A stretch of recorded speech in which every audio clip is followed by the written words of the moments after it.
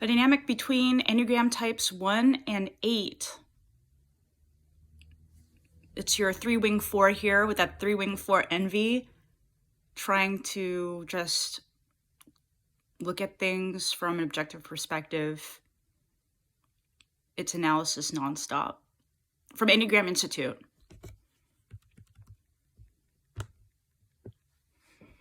Ones and eights bring a common concern with fighting for truth and justice in their world. They both often feel, although in different ways and for different reasons, that it is up to them to stand against whatever they perceive as injustice or falseness.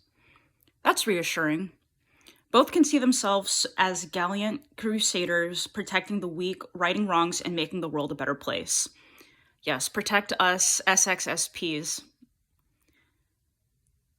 In a relationship, these two types are both action-oriented, and if their attention and energy is turned toward a social cause in particular, they can have a big effect on their family and their community, perhaps even their country or the world. Both bring a certain nobility of vision and a focused purpose, practicality, and perseverance in supporting whatever they believe is right. This is really reassuring. Both are willing to sacrifice a great deal to do what they believe needs to be done. That's for sure. For both, fairness is centrally important. So it seems like these types would be the last ones to do anything unethical. Ones bring a sense of absolute or ideal truth and justice, whereas eights bring a more practical and immediate approach to these concepts. These combinations can be very powerful. They accomplish things with clear-cut sense of purpose and personal mission. Both are decisive and direct, although eights bring a passion and gutso that counterbalances the one's self-restraint and propriety.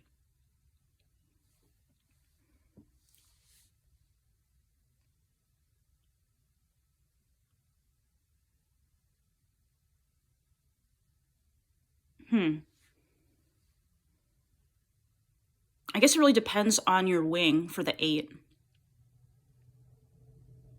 But every core type has access to their wings, some say. Ones can find 8s exciting, physical, and earthy, all the things that they restrain in themselves. Thus, there can be a strong attraction from both sides. Further, 8s recognize that ones are as strong-willed and determined as they are. I see that. They cannot easily sway or bowl over ones. 8s thus admire their conviction and are attracted to the challenge of getting closer to ones. In many ways, these two types are opposites, the pirate and the school teacher, although both could learn a great deal from the other if they are willing to listen to someone with such different values, reactions, and ways of doing things. That's interesting. I mean, behaviorally and just making assumptions, I see a lot of commonality between the 8 and the 1 versus the 4 and the 1. But types are different.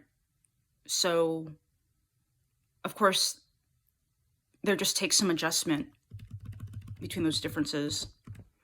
Potential trouble spots or issues. What breaks 1s and 8s up is often the very thing that attracted them in the first place. How different they are from each other. This is really interesting. Like fire and ice. This is a relatively rare romantic pairing.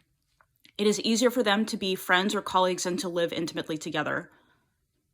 Both want to be in charge, that's true. Both want to accomplish something significant, but they tend to disagree about the means to take. Ones tend to be self-controlled and restrained in their self-expressions and methods of doing things. They will deny themselves the pleasure of acting on their real desires and impulses if they are convinced that something they want is not right according to their moral convictions. See, I remember when he ended his relationship with his ex, for me at the time, but he still did it in a civil way or an ethical way. While they may admire the brashness and roguishness of 8s and their apparent ease in going after what they want, ones ultimately begin to draw a line if they see 8s going too far in the pursuit of their self-interest. Ones can begin to regard 8s as selfish, insensitive, aggressive, and morally corrupt. Typically the 8-wing 7. They admire the outlaw's bravado, but abhor where it leads them and how much chaos and destruction it creates in its wake. Ones can begin to see eights as crude, untrustworthy, and violent. On the other hand, eights see ones as hypocrites who preach one thing publicly while doing the opposite privately. I mean, no one can uphold their ideals all the time. They see ones as rigid, self-righteous, nitpicking, and utterly unrealistic about the way the world works. An eight would think of it like that.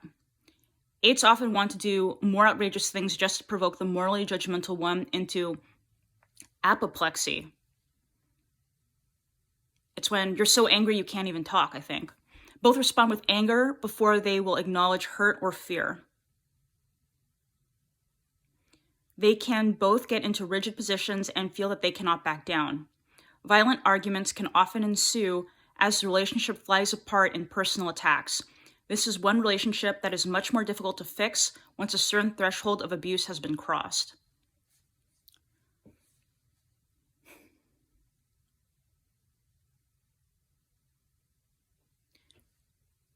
Just hearing about my one's experiences in the past with dating, it's amazing what boundaries he hasn't crossed, even he had all these opportunities, supposedly. I just have to get used to eight's dry humor, and I can sometimes, all the time, misread those intentions. It's just instinctive because I'm looking at it from a sexual 3 lens. So that's the type 1 and the type 8, the pirate and the school teacher. Reading this, it seems that this pairing is a lot less compatible than the 1 and the 4. It seems in this description by Enneagram Institute that there's a lot more mentioning of these two are opposites in the way that they will clash.